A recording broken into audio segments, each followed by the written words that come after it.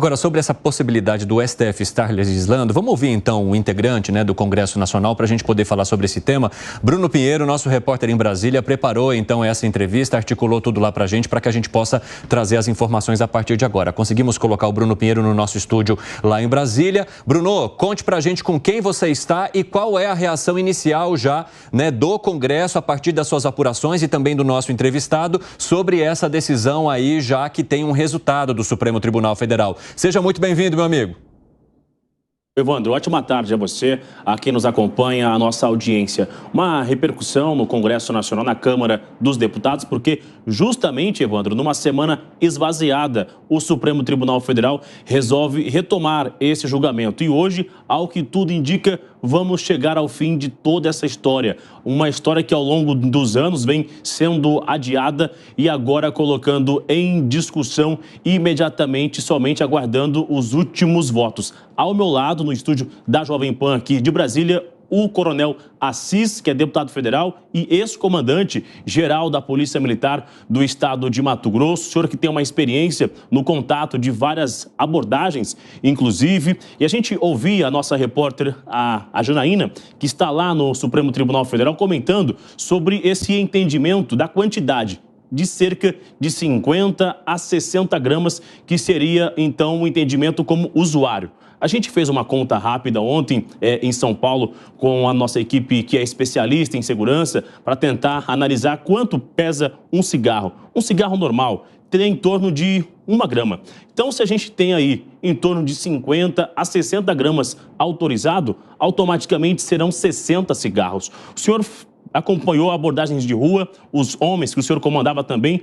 Existe uma dificuldade, existe esse tipo de chamado aviãozinho que fica com uma quantidade muito mínima e realizando essa revenda.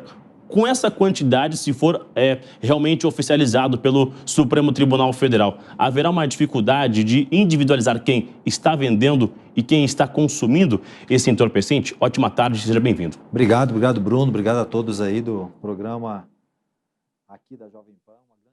Aqui, é claro, meu amigo, toda a decisão emanada, principalmente dos tribunais superiores, do Poder Judiciário, causam aí um reflexo direto na segurança pública. Eu fui comandante-geral da Polícia Militar por quase 4 anos, fui comandante do BOP, fui comandante do GEFRON, trabalhei lá na fronteira, que são quase 700 quilômetros de fronteira seca, mais quase 300 quilômetros de fronteira alagada na região com a Bolívia. E a gente entende que essa situação das drogas é uma das piores mazelas que existe hoje dentro do Estado brasileiro, E essa mensagem que se passa, com esse julgamento, do STF para a sociedade brasileira é uma mensagem muito ruim, Mesmo porque, primeiro, nós não observamos aquele princípio da autocontenção dos poderes, Se você tem ali uma matéria que não lhe diz respeito, você encaminha essa matéria para o outro poder, E isso não está sendo observado. E claro que, você limitar em 60 gramas, 50 gramas, isso aí vai trazer uma grande dificuldade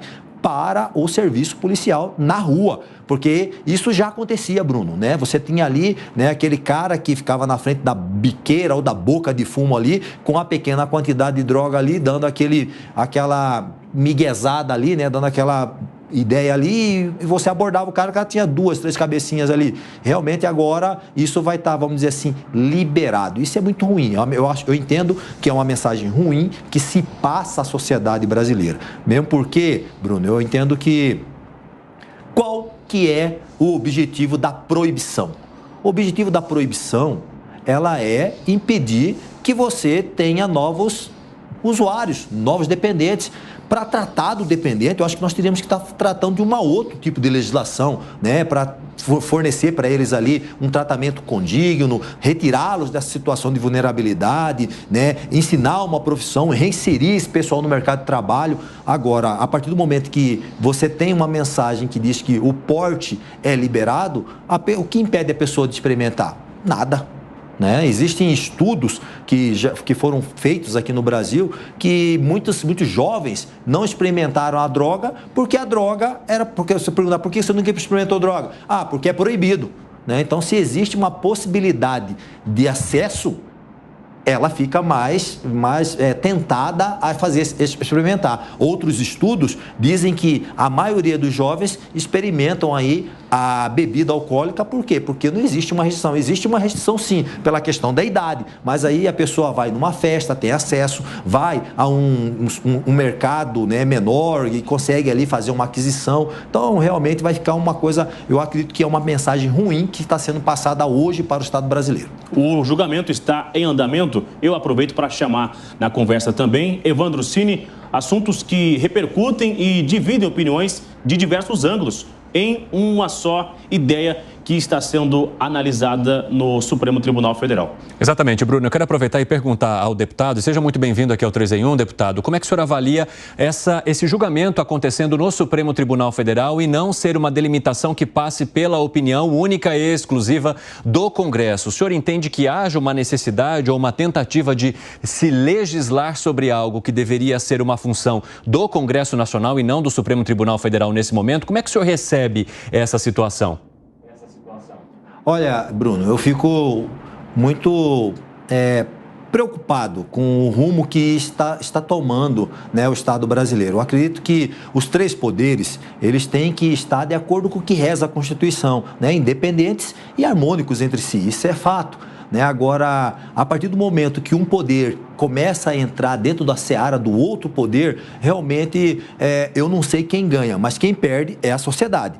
Nós temos isso muito bem delineado. O próprio ministro André Mendonça já se manifestou falando que ele entende que essa matéria é uma matéria do Legislativo. Isso já está tramitando, no Congresso Nacional, saiu do Senado, veio para a Câmara, passou na CCJ, agora aguarda, o presidente Lira, expedir ali a comissão especial que vai tratar do assunto. Agora, o trâmite legislativo, ele leva um tempo, Então, realmente, eu acredito que dentro do que nós falamos lá atrás, do princípio da autocontenção dos poderes, isso deveria ter tido um pouco mais de sensibilidade na análise dessa matéria. Bom, deputado, o Fábio Piperno também tem uma pergunta para o senhor. Vai lá, Piperno. Deputado, boa tarde. O senhor citou, então, estudos aí que apontam que as pessoas não consomem mais drogas por conta da proibição. Na outra ponta também, deputado, eu posso citar dois dados para o senhor. O primeiro código criminal que se tem notícia aqui no Brasil, o Código Criminal do Império, lá de 1830, ele determinava que quem vendesse... tinha lá um trecho falando do pito do pango, que era o nome da maconha antes. Então, quem vendesse a maconha, o comerciante, seria multado, receberia uma punição pecuniária. O usuário, geralmente, um negro, um ex-escravo e tal, ele seria condenado a 3 dias de prisão. Da mesma forma, deputado, hoje o IPEA aponta que das pessoas que são flagradas pela polícia e que são, de alguma forma, indiciadas, mais de 50% são negras e apenas 20% são pessoas brancas. Então, o senhor não acha que o texto atual, na forma como ele está, ele acaba sendo discriminatório? Piperno, tudo bem? Olha, respeito muito, a sua opinião. Acredito que o país ele é pautado por essa nossa diversidade. Eu acho importante, nós termos essas divergências de pensamento, mas eu não concordo, Eu entendo que essa é uma narrativa, que está sendo montada para que a gente possa aí, de uma certa forma, promover uma inversão de valores, não tem como você imaginar. Nós temos lá no Congresso Nacional, na Câmara dos Deputados, na Comissão de Segurança Pública, a presença lá do nosso decano lá, o deputado Osmar Terra, que foi ministro da Saúde, é médico, e ele tem um estudo, só para que vocês tenham consciência, que ele indica que o princípio ativo da maconha que se vende hoje, ela é muito mais nociva à saúde das pessoas do que da maconha de 20 anos atrás. Então, com certeza, todos esses fatores vão influenciar nessa decisão de se proibir a questão do uso, do porte de drogas, porque, como eu disse, na verdade, nós não tínhamos que estar discutindo isso, nós tínhamos que estar discutindo uma questão de, é proibido, se o cara for pego com isso, ele vai ser preso? Não, mas ele vai ser encaminhado, porque ele é um usuário, ele vai ser encaminhado a um tratamento, a partir desse tratamento ele vai ser, vai passar por um curso curso, capacitação, depois ele vai ser reinserido dentro do mercado de trabalho. Eu acho que isso sim seria uma boa mensagem ao povo, porque na verdade quando se fala, né, de combater, de proibir, você não está proibindo quem já usa, você está proibindo quem não vai usar. Então essa é a reflexão que eu acho que o brasileiro tem que ter em mente, né? Eu acho que é por aí. Tem mais prisão de negro do que de branco, deputado?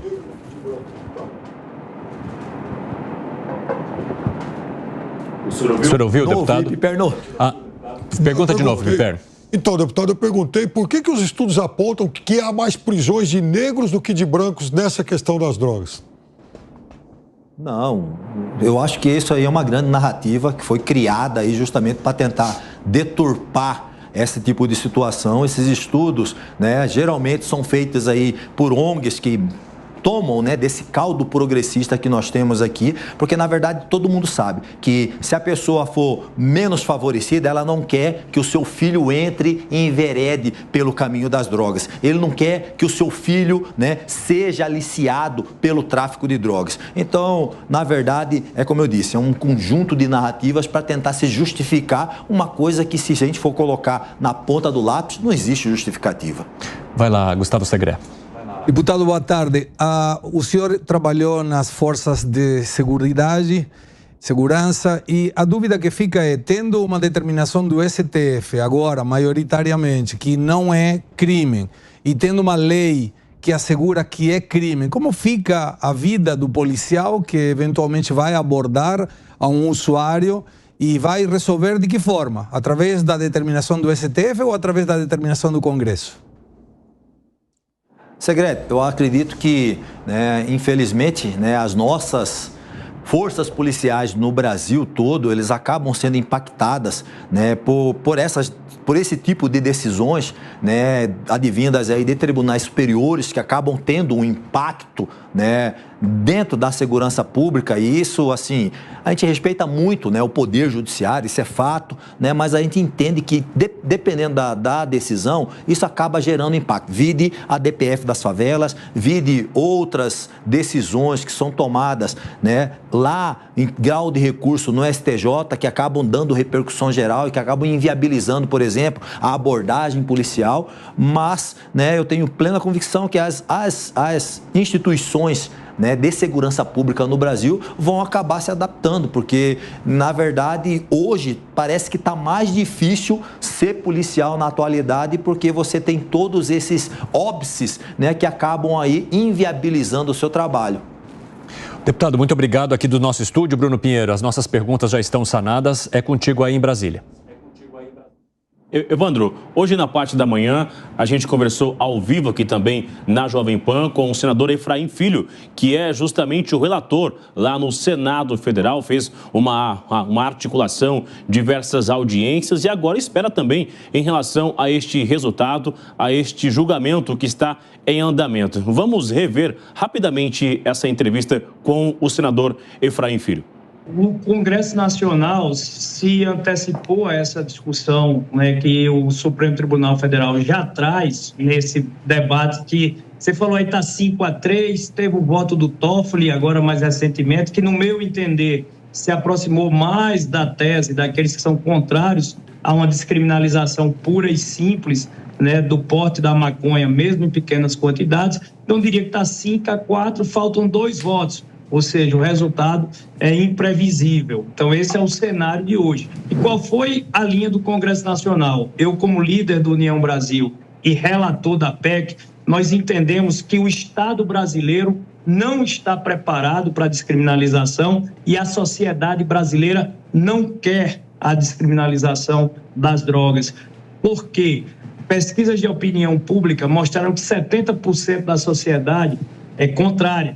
Ela não quer essa descriminalização, porque só quem tem um dependente químico no seio da sua família sabe o quão desestruturante e quão nocivo para aquela relação familiar é a presença da dependência. Todos nós conhecemos esses testemunhos. São casos de aumento da violência doméstica, roubo e furto dentro da própria casa para poder financiar o seu vício, e é nesse sentido que a sociedade é contra. Na saúde pública, também um desastre. porque as nossas casas de reabilitação, centros de tratamento e de terapêutica, hoje já não suportam a demanda que existe. Imagine com a liberação, né, do consumo, que normalmente, e é o que aconteceu lá fora, leva a um caso da explosão, né, da dependência química. E para concluir, André, além do impacto na saúde pública, o impacto na segurança pública. Ninguém questiona. Descriminalizando a droga, aumenta o consumo. Aumentando o consumo, se financia o narcotráfico.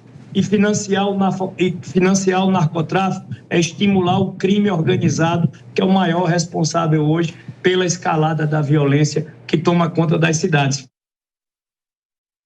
Esse é o relator, o senador Efraim Filho, relator do assunto lá no Senado Federal, explicando as consequências sobre utilizar este entorpecente. Aqui no estúdio, muito obrigado. A entrevista do senhor, muito esclarecedora, dá para entender um pouco mais sobre este assunto, que ainda divide opiniões, não tem uma ideia objetiva, muito clara sobre isso, mas que agora está numa reta final na Suprema Corte. Muito obrigado. Obrigado, Bruno. Com certeza, a reflexão que o senador Efraim fez aqui, ela é fantástica, né? Eu entendo que, né, nós vivemos dentro desse emaranhado do tráfico de drogas aí, uma oferta e uma procura. A partir do momento que você promove uma descriminalização, mesmo que indireta, da droga, você promove, né, o aumento das pessoas que são dependentes. A partir daí, você vai ter pessoas que vão buscar adquirir essa droga, que é adquirida de forma ilegal. E isso vai financiar toda essa rede, né, maléfica que é o tráfico de droga e que, com certeza,